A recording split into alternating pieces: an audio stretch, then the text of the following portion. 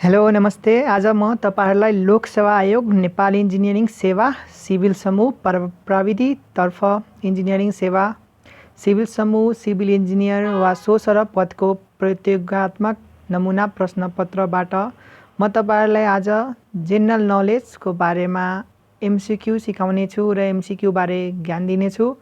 तपाईहरुलाई यहाँ हामी केही सेटहरु गर्ने छौं। आजदेखि सधैं एउटा सेट राख्ने छौं र यो सेट चाहिँ तपाईको जीके को मात्र हुनेछ। सो जीके मा हामी क्याल्कुलेटर कुनै पनि प्रयोग गर्न सक्दैनौं। जीके चाहिँ आउने 25 मार्क्स को हो। एक एक गरेर 25 वटा क्वेशन आउने छ र त्यो 25 वटा क्वेशन कुन प्रकार हुन्छन् let's see.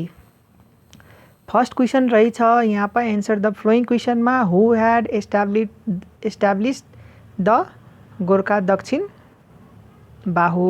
Who had established the Gorkha दक्षिण बाहु। त्यसको एन्सर हुन्छ हामीहरुलाई थाहा छ। यसको एन्सर हुन्छ तपाईको पृथ्वी वीर विक्रम शाह। सो फर्स्ट को एन्सर 1 हुन्छ। So we can easily see that Prithvi Bir Bikram Shah is the answer.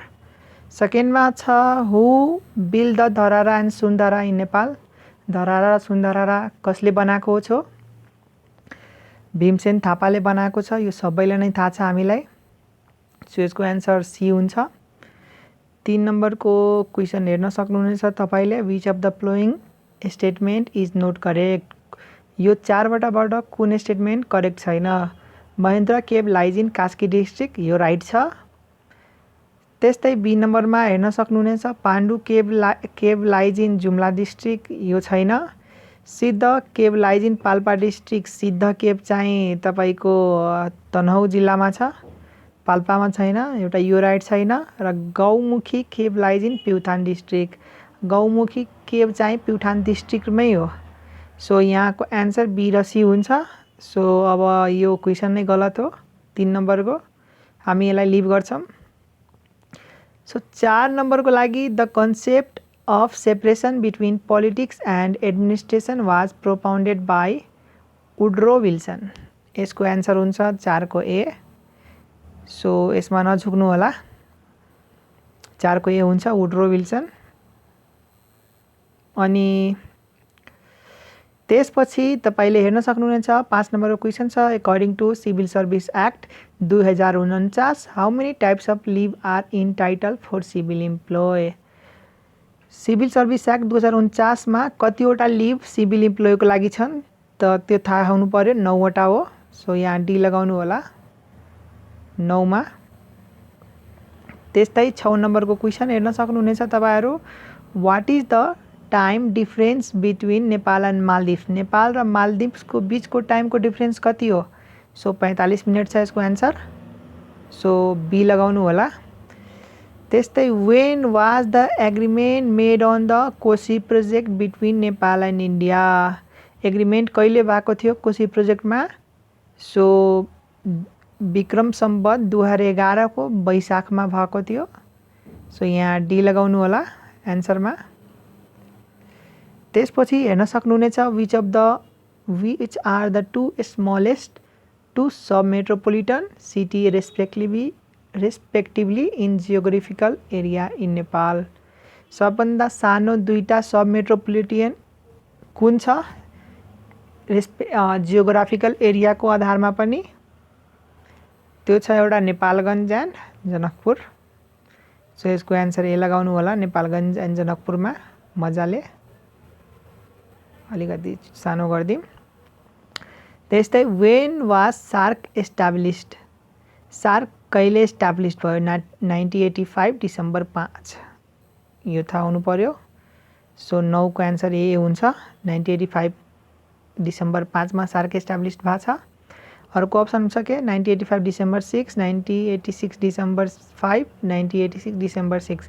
So SAARC established was 1985 December 5। So 9 को ए एन्सर हुन्छ। त्यस्तै which of the following is correct for go for zero policy। Question number 10 zero policy मा कुन correct छ?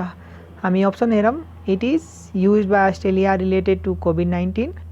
It is used by UK in case of climate. It is used by China in case of climate change. It is used by New Zealand in case of COVID-19. The Go for Zero policy चाहिँ अस्ट्रेलियाले use गरेको थियो related to COVID-19. So 10 को ए answer हुन्छ है। त्यस्तै which of the following is not the tributaries of Saptakoshi. अब यसबाट सप्तकोशीलाई कसले ट्रिब्युट गर्दैन? मादीले गर्दैन, इन्द्रावतीले गर्दैन, लिखुले गर्दैन कि अरुणले गर्दैन? त मादीले चाहिँ सप्तकोशीलाई अलिकति पनि ट्रिब्युट गर्दैन। So answer is D. 12 नम्बरको क्वेसन छ when government of Nepal did adopt compensation of public charter कहिले गरेको छ भने 70 वैशाख 2 गते गरेको छ। सो यसको एन्सर हुन्छ 12 को सी। सो 13 नम्बरको लागि तपाईहरुलाई क्वेसन मैले छोडे। तपाईहरुले 13 नम्बरको के गर्नु आफैले ट्राई गर्नु। 13 नम्बरमा के भनेको छ एकछिन। 13 नम्बरमा भनेको छ when is world diversity day celebrated. कहिले भएको छ वर्ल्ड डाइभर्सिटी डे सेलिब्रेट कहिले गर्छौं? त मे 22 मा गर्छौं। होप सो तपाईहरुले मिलाउनु भयो होला। 13 को बी नम्बर। त्यस्तै who is first governor of Nepal Rastra bank. अब बैंकिङको तयारी गरिराख्नु भएको छ भने यो सबैलाई थाहा नै होला। First governor of Nepal Rastra bank को हो हिमालयन शमशेर जबरा। बी नम्बर है याद राख्नु। Who is first governor of Nepal Rastra bank Himalaya Shumsher Jabara. The concept of 15 नम्बरमा के छ? The concept of management by objective is introduced by Peter F Drucker, Terry, Louis Allen, Henry Fayol. त्यसको answer हुन्छ 15 को ए पीटर एफ ड्रकर। 16 नम्बरमा छ what is the target of average economic growth in fiscal year 2043 to 44 2043-44 set by long term vision 2043। Targeted average economic growth कति हुनु पर्यो fiscal year 43-44 मा? सबभन्दा बढी हुनु पर्यो 10.5% है। यसको answer 10.5%। When was the first periodic plan started. First periodic plan कहिले भएको छ? 12, 13, 14, 15। त फर्स्ट पिरियडिक प्लान 2013 मा भएको छ। 17 को बी एन्सर हुन्छ। त्यस्तै 18 नम्बरमा which article of constitution of Nepal contain right of employment. Right of employment चाहिँ कुन आर्टिकलमा हुन्छ? Article 33, article 34, article 35, article 36। So article 33 is the right answer. So we can tick this option number A.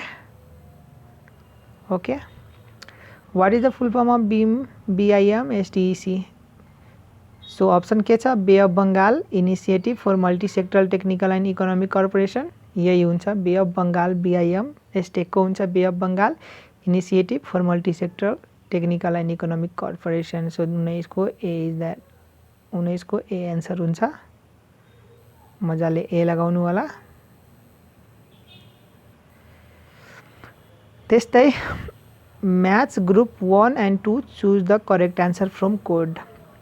Group 1 छ, group 2 छ 20 नम्बरमा। Atomic theory कसले बनाएको छ? अल्बर्ट आइन्स्टाइनले हैन, म्याक्स प्लाङ्क हैन, जोन डाल्टन। एटोमिक थ्योरी चाहिँ जोन डाल्टनले बनाएको छ भनेको ए को 3 भयो। ल अफ मोसन हामीलाई सबैलाई थाहा छ कहिले गरेको छ? Law of motion newton second law of motion भनेको आइजक न्युटन हो law of motion. So be को 4 हो। ए को 3 बी को 4 चाहिँ तपाईको ए र सी अप्सनमा छ। क्वान्टम थ्योरी कसले दिएको छ? क्वान्टम थ्योरी चाहिँ म्याक्स प्लाङ्कले दिएको छ। म्याक्स प्लाङ्कले दिएको छ त कुनमा छ? सी को 1 सी को 2 सी को 2 छ। So answer is C.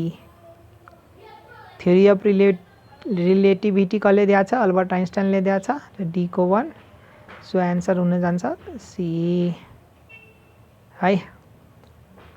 त्यस्तै what is the fourth target of sustainable development goal. Fourth target के हो? एजुकेसनको बारेमा छ। यहाँ हेरौँ फोर्थ टार्गेट एजुकेसनको बारेमा छ भने end poverty in all its from everywhere. यो एजुकेसनको बारेमा भएन। बी नम्बरको अप्सन छ इन्ड हङ्गर, खाना हङ्गरलाई इन्ड गर्ने। Achieve food security, improve nutrition and promote sustainable agriculture, यो पनि छैन। Ensure healthy life, promote well at all ages, यो पनि छैन। Fourth target sustainable development goal चाहिँ एजुकेसनको बारेमा छ, त डी नम्बरको एन्सर हुन्छ है। Ensure inclusive and equitable quality education and promote life long learning opportunity to all, 21को D answer. Which is only hilly district touch by Mahendra highway, hilly district अर्घाखाँचीले मात्र महेन्द्र हाइवेलाई टच गरेको छ, सो एन्सर इज अर्घाखाँची है। The date in which Prithvinarayan Shah conquered Kathmandu valley was, कहिले जितेको छ काठमाडौँ भ्यालीलाई? 1825 भाद्र शुक्ल चतुर्दशी, 1825 शुक्ल एकादशी, 1824 भाद्र शुक्ल एकादशी, 1824 भाद्र शुक्ल चतुर्दशी। चतुर्दशीको दिन जित्या छ 1825 भाद्र, so option is A is the right answer है। त्यस्तै the government of Nepal has publish the new map of Nepal submitting Limpiyadhura, Lipulekh and Kalapani, गभर्मेन्टले जुन नयाँ म्याप लागू गरेको छ जसमा लिम्पियाधुरा, लिपुलेक र कालापानी छ, त्यो कहिले लागू गरेको थियो? त 77 वैशाख 5 गते, 77 वैशाख 6 गते, 77 जेष्ठ 5 गते, 77 जेष्ठ 6 गते। त्यो लागू चाहिँ जेष्ठ 5 गतेको गरेको थियो 2077 सालमा, सो एन्सर इज सी। अब अर्को कुरा हो, लास्ट क्वेसन हामी गर्नेछौँ। लास्ट क्वेसनमा के छ? The Nepal federation of indigenous nationalities has classified indigenous nationalities in 4 groups. Among them, one is endangered group. Which of the following caste doesn't belong in the endangered category? यो चारवटामा endangered क्याटेगोरीमा कुन पर्दैन? कुसुन्द पर्दैन, बङ्करिया, मेचे, माझी। So माझी चाहिँ पर्दैन है इन्डेन्जर्ड ग्रुपमा, according to the Nepal federation of indigenous नेसनालिटीमा माझी चाहिँ पर्दैन इन्डेन्जर्ड ग्रुपमा। सो आजको लागि 25वटा क्वेसन गऱ्यौँ, भोलि पनि हामी 25वटा क्वेसन लिएर आउनेछु जिकेको लागि। तपाईहरुलाई धेरैभन्दा धेरै सेट गराउनेछु, यो सेट 1 मा भयो, त्यस्तै हामी धेरै सेट गराउनेछु तपाईहरुको तयारीको लागि, लोकसभा आयोगको लागि। तपाईहरुलाई भिडियो राम्रो लाग्यो भने तपाई सब्स्क्राइब, लाइक, कमेन्ट गर्नु होला र यस्तो क्वेसनको तयारीको लागि हामीलाई त्यहाँ कमेन्ट गर्नु होला। धन्यवाद।